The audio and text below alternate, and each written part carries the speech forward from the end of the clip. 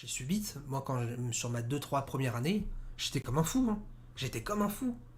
Je me rappelle avoir fait des nuits blanches pour trader le marché japonais. Je me rappelle faire des journées de trading avec des amis. Je me rappelle de plein de bons souvenirs que j'avais au tout début. Le tout début, on est hyper passionné, on est tout foufou, etc. Et effectivement, c'est une très très bonne époque.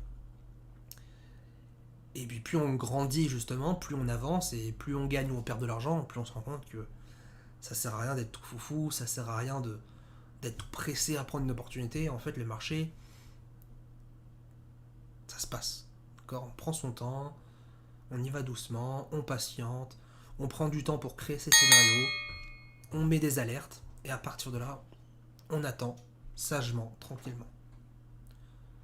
Moi, j'étais persuadé à mes débuts que pour faire de l'argent en trading, il fallait être à droite à gauche, faire du scalping, faire 45 opérations dans la journée, etc. Pas du tout. Absolument pas. Et je vous l'ai déjà dit que parmi tous les traders ICT que j'ai formés jusqu'ici, la plupart qui venaient dans les masterclass physiques sur Angers dans mes bureaux, la plupart de ceux qui sortaient positifs de la semaine étaient des personnes qui travaillaient toute la journée. Parce ils avaient déjà un état d'esprit, je prends mon trade le matin, j'attends la journée et je vois ce qui se passe le soir.